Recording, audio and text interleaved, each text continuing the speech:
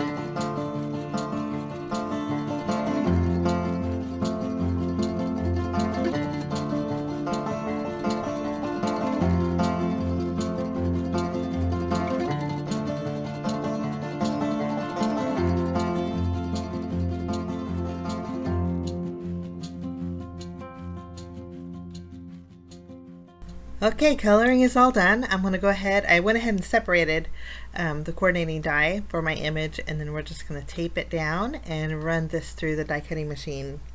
Such a cute image, and you see the little crab too. You just gotta love the crab too.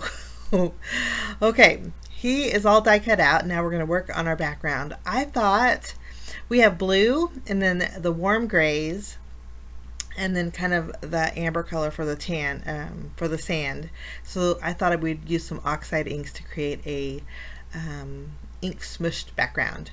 So I'm bringing in my little curled up craft mat here, and I have some oxide inks on the side, quite a few of them actually. I wanted to kind of create a beachy kind of a scene. So I'm taking tumbled glass at the very top, smushing it in really good. It's very pale blue. And then right below it, I'm going to add a little bit of faded jeans.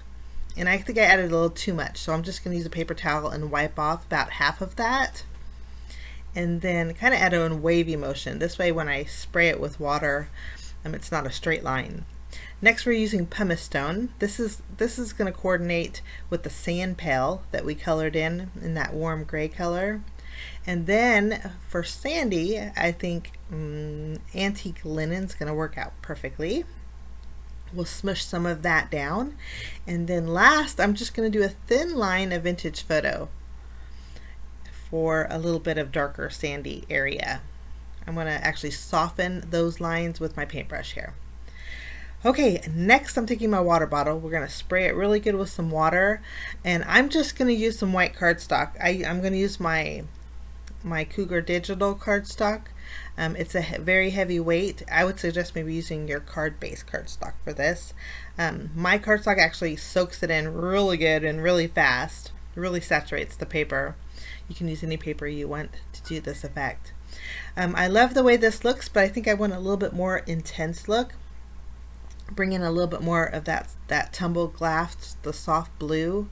So I dried my panel, and then we're going to do a redo with tumbled glass here. We're going to add it to our mat once more, and then we're going to bring in some of this antique linen, and then actually this is pumice stone. Sorry, I want to bring in a little more warm gray, and then I'm also going to bring in my vintage photo. Kind of darken up that bottom area. Spray it real good again with water, and then I'm just going to take my panel and place it right over the top one more time. This is going to intensify it, kind of spread out these colors a little bit more. After it's nice and saturated in my cardstock, I'm loving the way this looks. I'm going to set this aside. I'm going to wipe off my craft mat, but I do want to add just a little something extra in the background. So I'm bringing in some acrylic paint. This is just white acrylic paint. I added a little bit to my acrylic block along with some water to thin it out. And once it's thin, I'll pick it up with my paintbrush, and we're going to do some splattering over the background.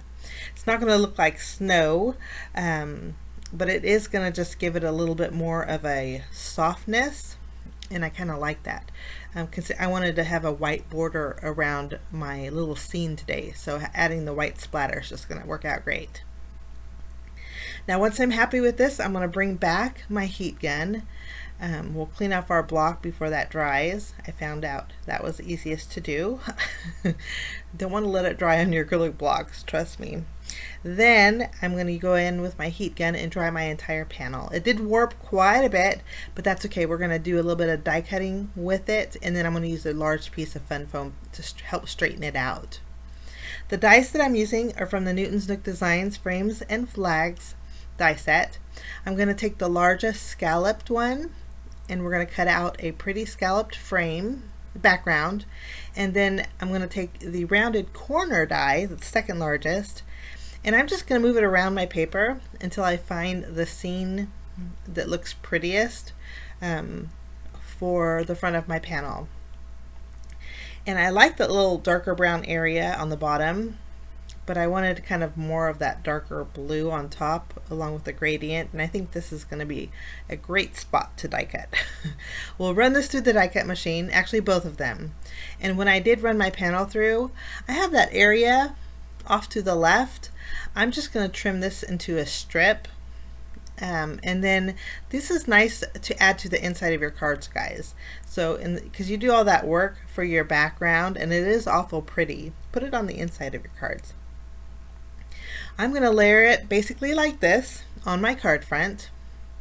I'm going to go ahead and kind of figure out my placement. I have some red and white baker's twine. I think it's going to really bring out the crab, and I wasn't sure to put it on the left or to the right of my panel, and I opted to put it on the right side. So we're going to go ahead and use the tape runner and adhere our ink smushed background to our scalloped edge background. Just layer them both together. There's stitch detail on that scalloped edge, so you can see it, and I think this looks so pretty. I went around the scallops with my baker's twine and skipping one over helped with the spacing, and then tied a bow towards the top. I left the tails a little bit long, and I think we're gonna make the bow a little bit smaller, but I wanted to add my placement first. Our little kitty is gonna go over the twine, but we need a sentiment. So I'm gonna grab my stamp set here. A lot of fun sentiments in here. You have a perfect day, you have your colossum, you have happy as a clam, and there's a little clam in there too in the stamp set.